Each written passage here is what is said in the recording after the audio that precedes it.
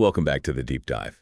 If you spent, any time at all watching TV lately, you've probably seen it. This massive, glossy, completely inescapable machine that is modern reality dating television. It's everywhere. Right. Shows like Love is Blind, The Ultimatum, The Bachelor, they're all built around these instant engagements, these huge, explosive, and frankly, engineered confrontations. Right. It's just high-stakes emotional chaos packaged perfectly for binge watching. It is. And, while it's all framed as this light entertainment, this sort of unscripted fun, the documents we've gathered today, they tell a much, much darker story. What we're looking at is a growing documented body of evidence, and it suggests that these shows operate not through, organic relationships, but through a system of, systematic psychological harm. And it's now starting to provoke some very serious, very expensive legal challenges. And that's really the core of our deep dive today. We've pulled together a huge stack of sources here. I mean, everything from actual court filings with these shocking lawsuits against major production companies like Kinetic Content to deep academic analyses of psychological stuff like trauma bonding and intermittent reinforcement. And we also have detailed legal breakdowns of NDAs and this whole fight for employee classification. Yeah. Our mission today is, I think, pretty clear. We're going to cut through that heavily edited, really carefully constructed on-screen story that you, the viewer, get to see. We need to analyze the raw structural mechanics of this whole industry. To understand the system. Exactly. To understand the systemic forces, the deliberate production tactics that are really designed to generate that intense viral drama for high ratings, while at the same time inflicting measurable, documented trauma on the actual human beings who are participating. Okay, so let's try to unpack this by zeroing in on what seems like the central paradox here, the core question that just hangs over all of it. How do these production companies create environments that are so volatile? I mean, we're talking about environments leading to claims of sexual assault, false imprisonment, inhumane conditions, and yet so many participants either stay deeply attached to the process long after filming, or they're just too afraid to speak out against it. That paradox right there, the willingness of the person who's been injured to stay loyal to or at least silent about the source of their pain, that is precisely what the documents are getting at when we talk about the industrialization of attachment. Wow. The whole system is built not just to manufacture drama, but to manufacture dependency. Okay, so to really understand the damage, we have to start where the curtain is being, forcefully pulled back. Yeah. And that's in the courts. Right. Our sources make it so clear that this recent wave of reality TV lawsuits, it suggests a systemic industry-wide problem. This isn't just a few isolated, unfortunate incidents. No, not at all. We're actually seeing major entertainment lawyers predicting a potential day of reckoning for this entire genre. The whole legal foundation is starting to crack. And that prediction is based on these just specific, shocking, factual claims that are coming out of major franchises, especially Love is Blind. Yes. These cases, they really demonstrate what is alleged to be calculated negligence and a deep awareness within the production teams about the risks they were forcing participants to take. So let's focus on the biggest examples, the ones that really ground this whole discussion in a documented reality of what it's like on set. We have to start with the case of Renee Posh's lawsuit against Netflix and the production companies, Delirium and Kinetic Content. Posh's story it's extremely troubling. It details the time after her engagement in the pods to a man named Carter Wall. She alleges he was a walking red flag. A walking red flag. What does that even mean in this context? Well, she described him as broke, jobless, unhoused, violent, and suffering from severe emotional instability that was compounded by addictions to amphetamines and alcohol. So that right there establishes a foundation of vulnerability and volatility from the very start. And the most crucial point here for the systemic critique, it isn't just the partner's alleged issues, but the claim that production was fully, actively negligent, that they basically prioritized the storyline over the safety of the people involved. That's the core of her claim. Posh said that production was well aware of Wall's mental instability. She even cited an instance where a camera operator reportedly quit after being physically threatened by him. Wow. And despite her, repeatedly telling the production staff about her concerns, she alleges she was still forced to spend time alone with him. And when she tried to back out of the engagement, she claims she was threatened with legal consequences. And that's where the legal contract becomes a cage. It becomes a cage, yeah. So what were those threatened consequences exactly? Was it like, we'll sue you for breach of contract, or you'll have to pay for the cost of filming? Yes, exactly. The contract is designed to be a coercive tool. Now, while the exact wording of her contract is proprietary, we know from similar legal analyses that these agreements carry incredibly stiff penalties. Like how much? Often hundreds of thousands of dollars if a participant just unilaterally quits before the mandated filming period is over. And for someone who isn't wealthy, that threat is financially ruinous. It effectively traps them in what could be a really unsafe environment. And the detail that it really highlights the alleged danger is the claim about her stay with him in Houston. Production staff allegedly warned her to make sure he had no access to firearms or other weapons. They reportedly had specific concerns he might hurt himself or posts or others. And that is just an astonishing responsibility to put on a participant who already feels unsafe and isolated. It completely shifts the burden of safety onto the victim. 100%. Posh summarized the psychological toll really starkly. She said she felt utterly terrified, like a prisoner, and had no support when she didn't feel safe.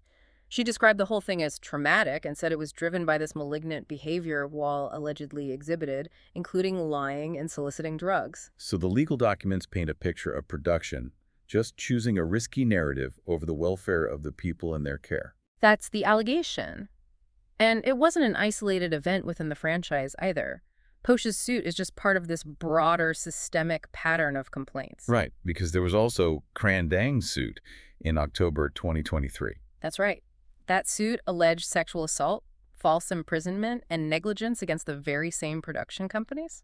And even before that, a separate 2022 class action lawsuit laid out allegations of inhumane working conditions. Inhumane working conditions.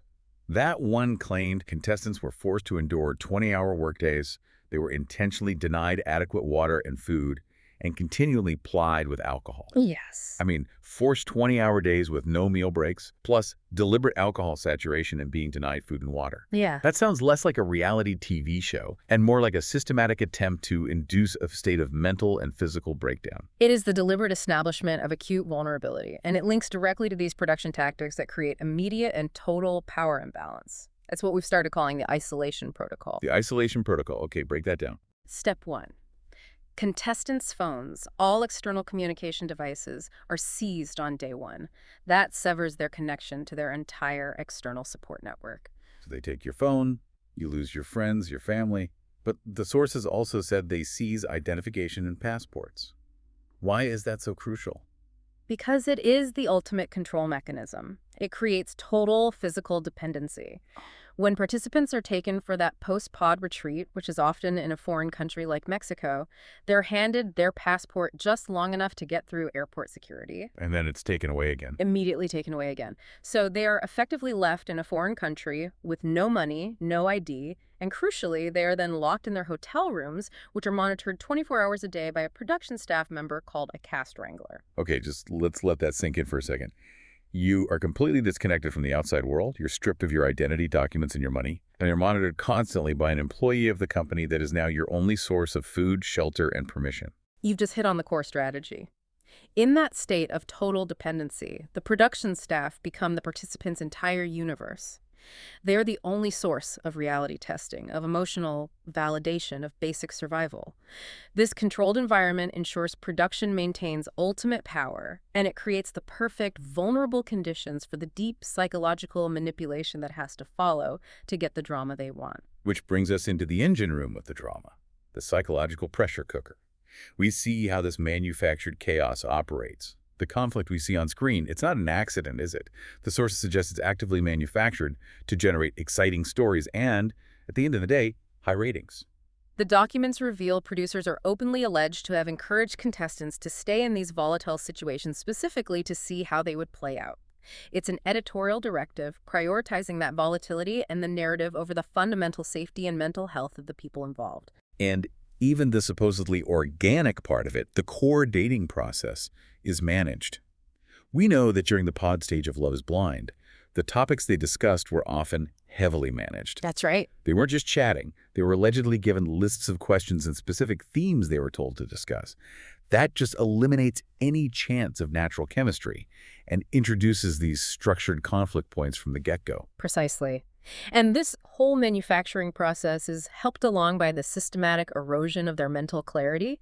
We touched on the steady stream of alcohol being supplied, which, contributes to disinhibition and vulnerability. Sure. But when you combine that with the physical environment, the lack of natural sunlight, which makes it hard for participants to track time, and the restricted access to food and water, the clear goal is to keep them disoriented, emotionally raw, and physically compromised. The sources mention one contestant on Love is Blind who reported losing a staggering 15 pounds in just 2 weeks. To lose that much weight that quickly suggests that caloric deficit and dehydration were extreme. It's like they're pushing them into a state of physical stress that mirrors starvation. And that kind of acute physical stress has immediate psychological impacts. It contributes to irritability, poor judgment, heightened emotional reactivity, all very valuable assets for reality TV drama. And the consequences, they're far from theoretical. They lead to real, dangerous physical outcomes, not just on dating shows, but across the genre. Let's look at the health crisis that was reported on the ultimatum. Queer love. Megan Morad was hospitalized during filming. What exactly did she experience? She experienced symptoms that were severe enough to lead to extremely low blood pressure, the inability to move, and this terrifying subjective feeling of dying. Medical observers who reviewed her symptoms later noted that it strongly sounded like acute stress disorder or a severe panic disorder. And panic disorder is not just feeling anxious. I mean, it's a clinical diagnosis recognized by the DSM-V, isn't it? That is absolutely critical to emphasize. Yeah. We are not talking about common anxiety. A panic attack is an involuntary biological fight or flight response.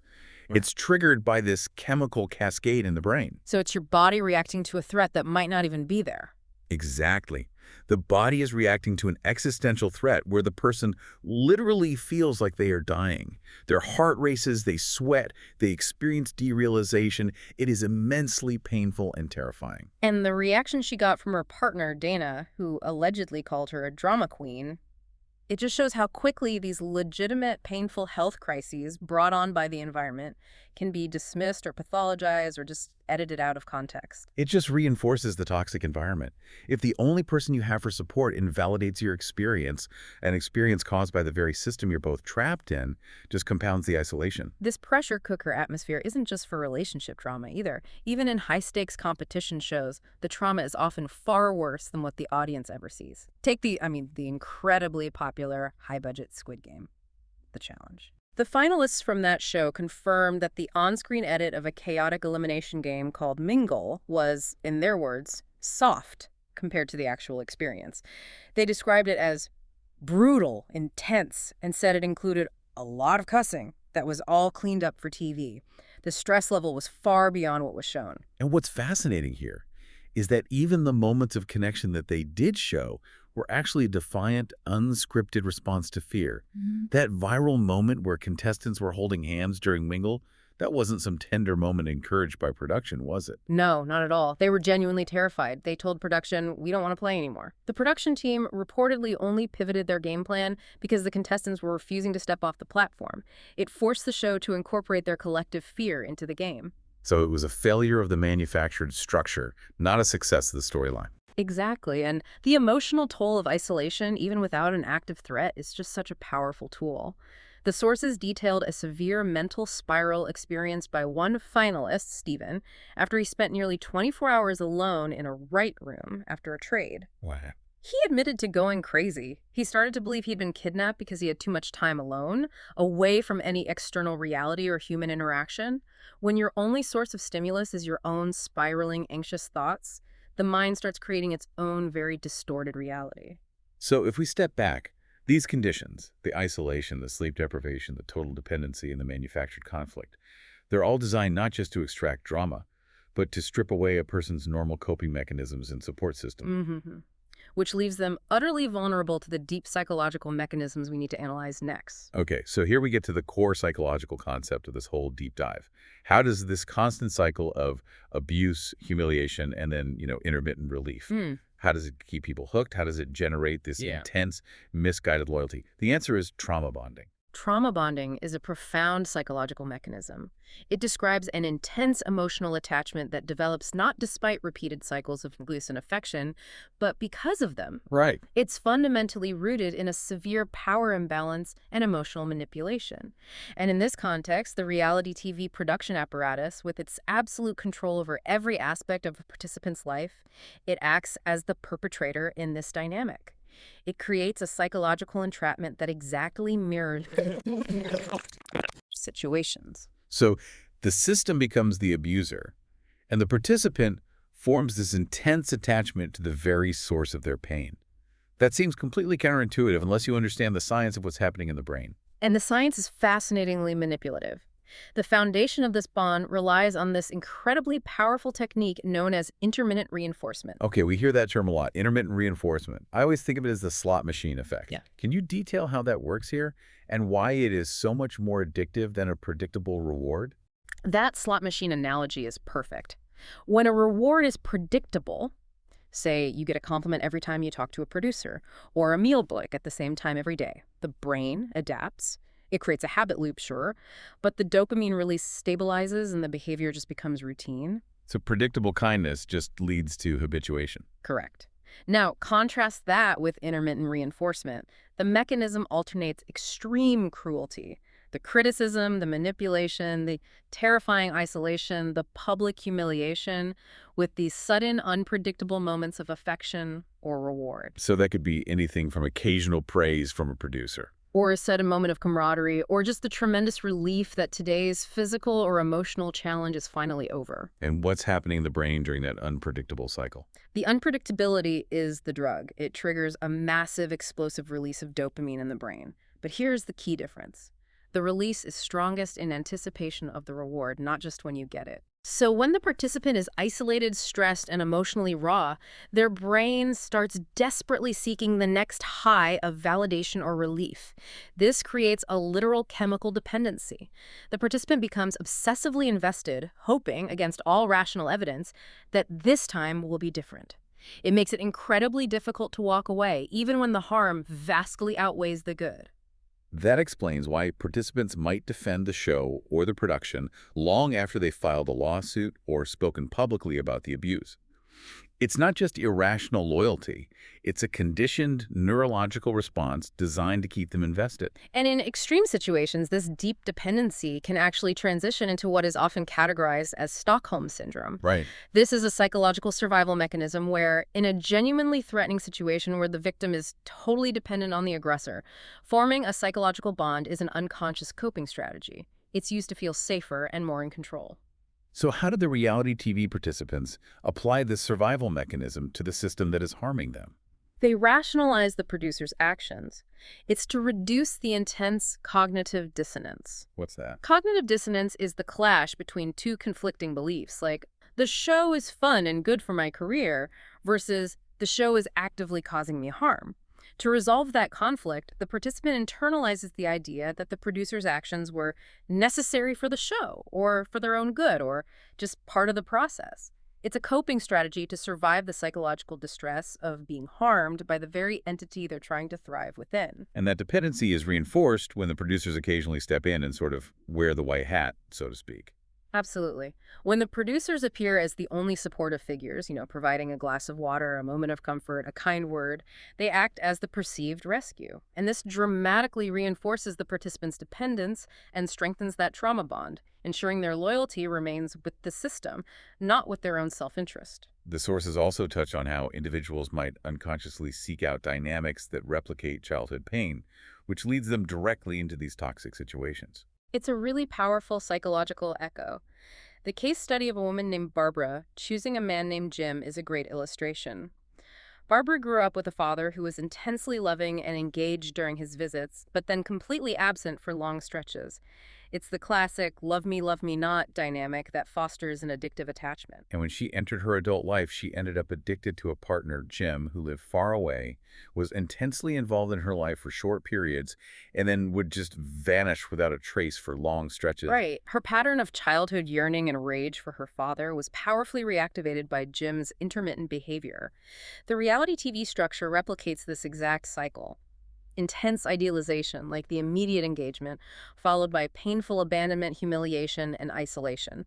It prompts the participant to desperately seek the next hit of positive attention, echoing that unmet childhood need. And we connect this back to the relationship-focused elements, particularly the lawsuit involving the walking red flag. We can use the concept of narcissistic dynamics to analyze that severe volatility. We can use the framework of the narcissist's inner child to understand the predictable movement from intense idealization to ruthless devaluation. The theory suggests that the narcissist starts by idealizing their partner as a new mother. This meets their first unconscious need, the need for total, unconditional maternal comfort and supply. But that relationship state is unsustainable because it conflicts with a deeper psychological need. Correct. The narcissist has a second conflicting psychological need: to separate from this maternal figure and achieve true individuality, a process sometimes called adultification. Since separation is terrifying, to facilitate the inevitable discard and transition to independence, the narcissist is compelled to violently transition the partner from the idealized good mother to the devalued bad mother. And this transition, which is so traumatic for the partner, is achieved through manipulation and projection. Precisely. To justify the discard, the narcissist uses projection and denial. They'll accuse the partner of being manipulative, transactional, or fake, essentially projecting their own negative qualities onto the partner. By converting the partner to a bad mother in their own mind, they feel psychologically safe enough to discard them, thus becoming all alone, which in their mind equates to achieving adult status. This volatile cycle is the engine of high-stakes, toxic, and highly profitable reality television, often at the victim's catastrophic emotional expense. So we've established a system that deliberately creates psychological trauma and emotional dependence. But even with all this mounting, shocking evidence, why don't we see more participants take production companies to court and actually win? There seems to be this huge avoidance of sustained legal action. Well, there are major structural obstacles, and they fall into two categories: social and legal. The social theory is all about the fear of losing their platform. For many of these people, reality TV is the launch pad for a career as a social media influencer or content creator. Being perceived as a whistleblower, or worse, someone who burns bridges, that harms their personal brand, it eliminates future opportunities and it kills the chance for lucrative spin-offs. So the fear of career suicide in the celebrity economy is often a stronger deterrent than the desire for justice. Absolutely. And the legal theory is even more concrete. The very nature of the contracts participants sign, they're often called contracts of adhesion, where the terms are non-negotiable, they preclude court claims. Furthermore, major claims that do threaten reputational damage almost always settle out of court for an undisclosed amount. And that is devastating to accountability. Because if a case settles out of court, there's no public trial, and no legal precedent can be formed against the industry. Exactly. It keeps the business model legally protected. And speaking of legal protection, the non-disclosure agreement, the NDA, is the industry's single most potent tool for enforcing silence and maintaining the integrity of this exploitative system. The sources detailed the psychological impact of NDAs, especially when it comes to trauma. This goes way beyond just business secrecy. It is genuinely devastating. A survey that tracked individuals who signed NDAs found that 95% of them reported ongoing mental health problems. The secrecy enforced by the agreement led to long-term suffering, with numerous people reporting needing years of therapy just to begin to cope with the burden of silence. They're essentially forced to sign away their voice and their ability to process trauma openly. It's the trauma of silence. Respondents reported feeling profoundly isolated because the agreement prevented them from discussing the specifics of their experience with family, friends, or even their personal therapists. Many felt they had no choice but to sign the NDA because of the vulnerable circumstances they were in. They needed the minimal payment offered, or they lacked other job options. So this pressure forces traumatized people to choose between financial survival and speaking the truth that's necessary for their own psychological healing. Yes, and the legal absurdity of these contracts, particularly in the reality TV context, is that it undermines a fundamental principle of contract law: informed consent. How so? It does, because you are often required to sign away the right to discuss your own lived experience before that experience has even happened. Imagine signing a contract that says you can never discuss an event that you don't even know the nature of yet, whether it involves physical assault, humiliation, or psychological breakdown. How can you truly agree to those terms? It's fundamentally unfair and ethically dubious. But there is a legislative effort to push back against this systemic weaponization of silence, right? Yes, and it's gaining traction. States like California already bar settlement agreements with NDAs related to felony sex offenses like rape. Lawmakers in California, New Jersey, New York, and Pennsylvania are considering significantly expanding these protections to cover a broader range of sexual harassment, assault, and workplace abuse settlements, specifically targeting the NDAs that shield corporations from public accountability for the harm they cause. That legal fight is essential. But the other massive challenge pushing for industry accountability hinges on how participants are classified, the whole employee versus independent contractor fight. This is the class action lawsuit filed by Jeremy Hartwell against Kinetic Content, the production company behind Love is Blind. The core claim is simple but revolutionary. Participants are deliberately misclassified as independent contractors, which exempts the employer from federal and state minimum wage laws, overtime pay, and crucial labor protections like mandated meal and rest breaks. And Hartwell alleged they were paid drastically below California minimum wage standards for the hours they were required to work. That's right. If participants were reclassified as employees, the entire cost-effective, exploitative structure of reality TV would just fundamentally change overnight, wouldn't it? It would completely restructure the industry's finances and ethics. To understand why, you have to look at the legal tests. California uses this really stringent ABC test. This test presumes a worker is an employee unless the company can prove all three criteria are met.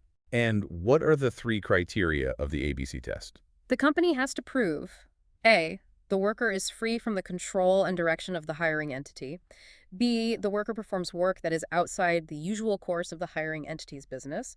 And C, the worker is customarily engaged in an independently established trade, occupation, or business of the same nature as the work performed. And applying that to a Love is Blind contestant. I mean, they're constantly controlled, they are performing the primary business of the production company, and their job title is essentially reality TV personality for a short contract. It sounds almost impossible for the production company to satisfy that test. It is extremely difficult. Yeah. And furthermore, at the federal level, they use the economic realities test, which looks at whether the worker is truly in business for themselves or if they're economically dependent on the hiring entity. Given the isolation protocol, seizing phones, documents, forcing 20-hour days, the argument that these participants are truly independent is legally tenuous at best. The implication then, if they are deemed employees, is vast. It is. Networks would suddenly be required to comply with minimum wage, pay overtime, provide mandatory breaks, and crucially, they would be held liable for workplace standards, including ensuring a safe working environment free from the intentional infliction of emotional distress. This legal fight is the single biggest existential threat to the current model of reality TV production. Beyond the legal maze and the psychological manipulation during filming, the final and maybe the most public tool of psychological damage inflicted on the participants is the manufactured narrative, which culminates in the infamous villain edit. This point is so critical. Reality TV does not capture truth. It constructs stories. It relies entirely on producers and editors to generate marketable drama and viewer engagement. Sources show that producers often enter the casting process with specific, predetermined roles in mind for the women. Like what? The villain, the good girl, the overly eager older woman. So the casting process is effectively determining the narrative arc from the beginning, forcing real people into these pre-written, stereotypical roles that capitalize on existing societal biases and often rely on a negative portrayal of women to generate entertainment. Exactly. The cast member's narrative fate is often sealed before the first camera even rolls, and the editing tactics used to create the resulting monster identity are sophisticated forms of psychological warfare against the participant's own sense of reality. Okay, so let's get specific about those techniques. What are the most powerful editing tools used for gaslighting the audience and the cast member? First, there's frankenbiting. This is not just cutting clips together, it's piecing together sound clips and sentences from different scenes, different days, and entirely different contexts to completely fabricate conversations or express feelings the person never actually had. Can you give us a concrete, hypothetical example of how that works? Sure. Imagine a contestant, Sarah, is talking to a friend and says, "I really respect John, but I wish he'd talk more about his career." Weeks later, an editor can take the word respect from a completely different conversation where she was talking about, I don't know, puppies, and use it to follow a clip where she's aggressively criticizing John. It makes it sound like she's using the word sarcastically or spitefully. Wow. The participant hears themselves say something they know they never said in that specific context, which is a powerful form of gaslighting. That erosion of memory and context must be truly destabilizing. It is. Then there is selective editing, which is the bread and butter of the villain edit. This spotlights only the most volatile, emotional, or negative moments, while removing all the mitigating context, all nuance, and all positive interactions. This leads directly to public humiliation and the systemic erosion of their self-esteem, transforming a complex person into a two-dimensional caricature. And the viewer is nudged toward the intended conclusion using other cues, too. Yes, through what we call emotional cues. This means deploying ominous, unsettling music when the villain walks into a room, or using strategic camera work like zooming in tightly on a nervous facial expression to influence viewer perception. When all these techniques combine, the participant undergoes what academics call symbolic annihilation. The creation of a socially destroyed monster identity. That's it. And the confessional booth, which often seems like the only moment a participant can be alone and speak freely, is actually just another weapon used in the editing suite. How so? The confessional allows producers to directly ask leading questions known to cause drama or to mock contestants. For example, producers have been known to exploit confessional footage by airing a woman picking her nose or using a voiceover of her failing miserably at an activity she claimed to be skilled at while she is talking about her competence. In one account from a Love is Blind contestant, she described being asked repeatedly, day after day, if she felt deserving of my love, until she started questioning her own self-worth and purpose. That is manufacturing insecurity on an industrial scale. And the double trauma here is critical. Participants use the confessional as their only outlet to vent frustration and emotion while isolated and stressed. They say catty and mean things about other contestants in a moment of extreme vulnerability, only for those private, unfiltered, often regrettable comments to be shared with America months later, turning their private pain into public malice. We could even see this manipulation clearly reflected in the data regarding airtime and usage. Our sources reviewed confessional data from one season of The Bachelor, and the number of women seen in the confessional booth dropped steeply after episode 9. The statistics are revealing. In episode 1, nearly 40% of the women, 37.21%, were shown in a confessional. By the later episodes, that percentage falls dramatically to low single digits. This strongly suggests that producers rely heavily on those isolated, manufactured interviews in the early episodes, primarily to fill time and create narrative tension when the core storyline of the final couples isn't compelling enough on its own yet. Once the main narrative kicks in, they decrease their reliance on this highly manipulative tool. And the cycle of public shaming often culminates in the reunion shows, which become these platforms for validating the villain edit. Take the Love is Blind reunion where Trevor's text messages, revealing he had a girlfriend while filming, were publicly read aloud. This was a brutal public humiliation where he was left with no opportunity to contextualize or defend himself.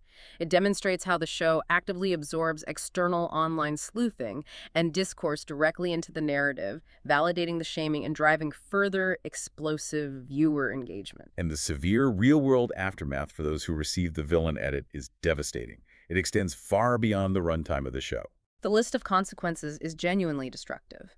Immediate job loss, difficulty securing future employment due to public perception, and receiving relentless death threats.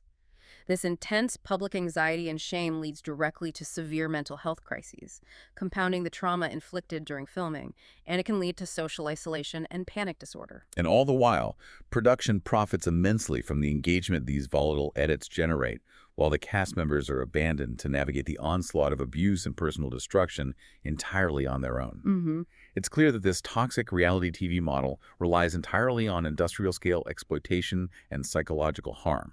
But the question is, must reality television be this way?